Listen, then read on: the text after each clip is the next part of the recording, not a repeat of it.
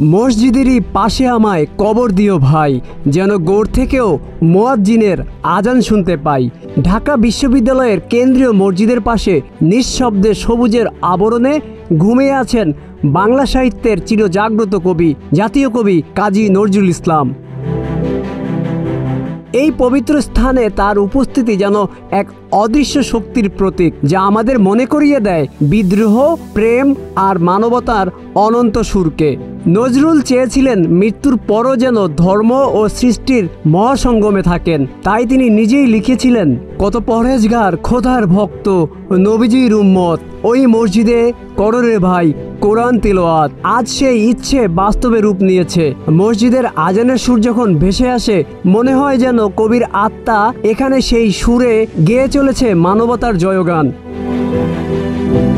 তিনি ছিলেন বিদ্রোহের অগ্নিশিখা, যিনি কলমকে অস্ত্র বানিয়ে জাগিয়ে তুলেছিলেন ঘুমন্ত জাতিকে। বল বীর বল উন্নত মম শির, শির নেহারি আমারি নত শির ওই শিখর হিমাদ্রির বলবীর। নজরুল শুধু বিদ্রোহী কবি নন, তিনি ছিলেন ভালোবাসার, ঐক্যের এবং সুরের কবি। তার কণ্ঠে মিশেছিল আল্লাহর দোয়া, কৃষ্ণের বাঁশি, মানুষের মুক্তির আহ্বান। এক হাতে বাঁকা বাঁশের বাঁশি, আর হাতে রণতুর্য। আমি শান্তি চাই, আমি যুদ্ধ চাই, আমি প্রেম চাই, আমি বিষ চাই। ঢাকা বিশ্ববিদ্যালয়ের কেন্দ্রীয় মসজিদের পাশে আরও কিছু সূর্য সন্তানের দেহ সমাহিত করা রয়েছে। তারা হলেন শিল্পাচার্য জয়নুল আবেদিন, চিত্রকার কামরুল হাসান, মোজাফফর আহমেদ চৌধুরী, আব্দুল মতিন চৌধুরী।